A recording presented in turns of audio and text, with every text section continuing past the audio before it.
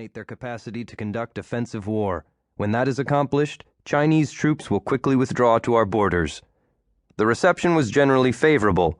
Western analysts say, heating oil shortage continues in Maine. Bangor, Maine, AP Fox News. Residents in the Bangor, Maine area shivered through their third day of record cold temperatures as heating oil deliveries continued to be sparse.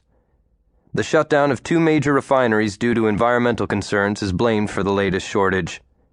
Ironically, much of the rest of the Northeast is undergoing one of the warmest late winters on record, but that isn't helping Maine residents who... Personal Chronicle, looking back to 2014. Marcus. When I wrote last, I had taken the story up to late winter of 2014. Your Uncle Josh had just found his way from behind the lines in Vietnam, returning to Hanoi with the help of the CIA and Navy SEALs. He thought he had escaped hell. The truth was, the worst part of his ordeal was just beginning. I know it's hard for you to imagine what the world was like in 2014. It's probably impossible for you to think that the world believes China was innocent of aggression or that its leader, Cho Lei, wasn't bent on taking over the world. How could we have ignored such an obvious threat? It's hard to explain, even looking back. People were under tremendous strains. Many of the world's economies had crashed. There was a great deal of turmoil.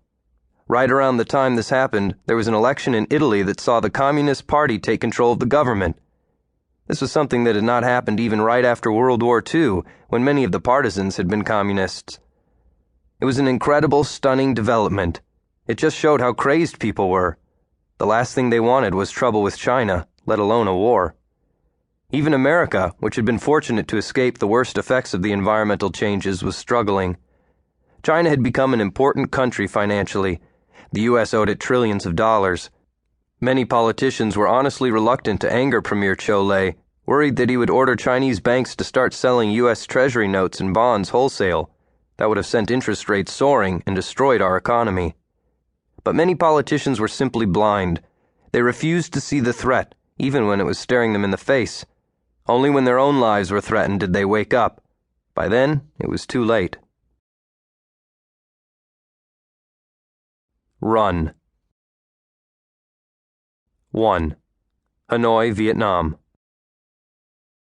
Josh slept through the bombing. He slept through the wail of the sirens. He slept through the rumble of the Plaza Hanoi across the street imploding. He slept through the strike at the new education ministry a half-block away, and the collapse of the Vietnamese private commercial enterprise bank building a half-mile away. Josh MacArthur slept and slept, oblivious to the sounds of the war he had suddenly found himself in, a war that he was not only witness to, but a critical part of. He missed the grating whoosh of the Chinese jets as they roared overhead, the last-minute shriek of the air-to-ground missiles just before they struck, and the steady rattle of the anti-aircraft guns, twin-barreled 23mm and the larger 57s and 85s, their shrapnel exploding in an irregular pattern. He missed the glass shattering everywhere, panes breaking like the thin ice over a pond on a late winter's day. He missed the rumble of the gas lines as they blew up, muffled by the ground. He missed the sharp cracks of old wood splintering beneath the weight of collapsing roofs and walls. What woke him was the light touch of her footsteps in the hall, passing in front of his room on the way out. They belonged to the woman who'd rescued him, Mara Duncan. Against all odds, the CIA officer had found Josh behind the lines of the Chinese advance and pulled him with her through the jungle, across the hills to a rendezvous with American SEALs, who had brought him to a truck commandeered by 2 U.S. Army officers.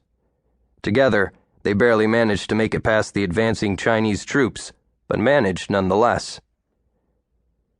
The adventure would have been unimaginable for most people, but for Josh MacArthur, a weather scientist of all things, it seemed as unlikely as it could get. Josh had come to Vietnam to study the effects of the weather on the jungle. Instead, he had become a witness to man's more immediate impact on the environment, the cold-blooded massacre of a Vietnamese village in the hills by the Chinese. The Chinese had also murdered his own colleagues. He'd missed that by chance, complete chance. His allergies had woken him and sent him away from the tents out of concern for his colleagues and their sleep. His sneezing had saved him. He'd run when the fighting began, except that it wasn't fighting, it was a massacre. The scientists and their support staff had been killed.